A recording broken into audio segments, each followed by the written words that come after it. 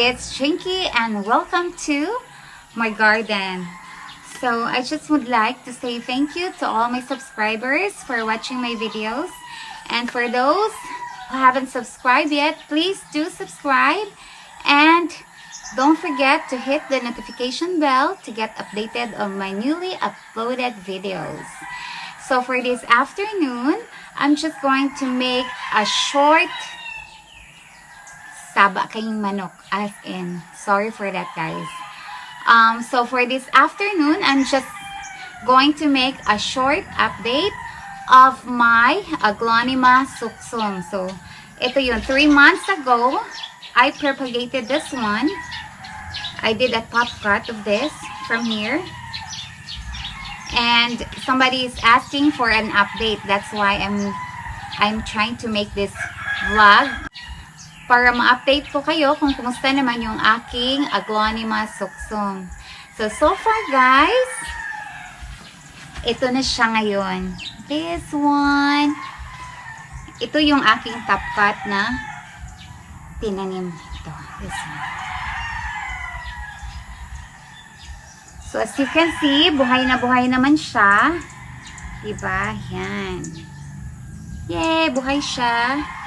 And then, yung baby naman, ito na siya. So, maliit pa siya nung, inalis ko tong nanay niya. I did a top cut. So, yung baby, maliit pa lang. So, but now, meron na siyang 7 leaves.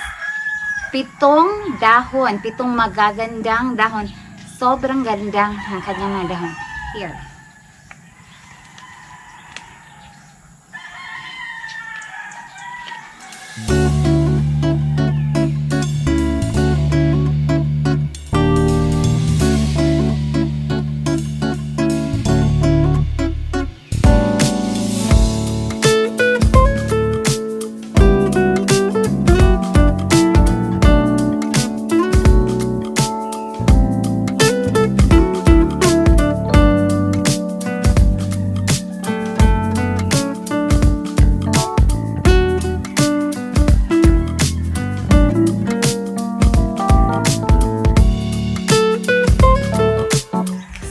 So far, successful yung ating propagation.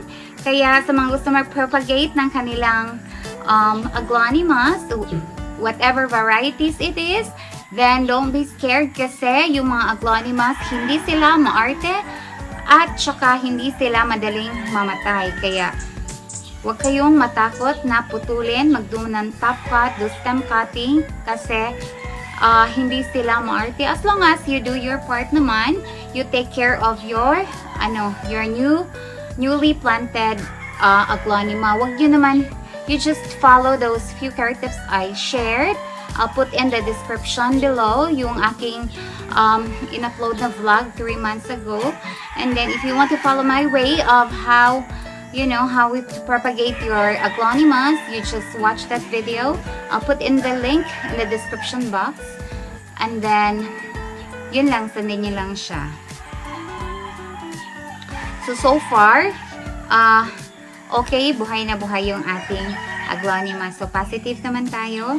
At saka, yan na. Ngayon, 2 na sila. See? 2 pots of beautiful Suksom. Ito lang, napaka-short lang ang ating update, guys. And I would like to invite everyone who are watching, who watch this video, to please do subscribe. And don't forget to like, share, and leave a comment if you like my video. I'll just make this video quick. And I'll see you guys on my next video.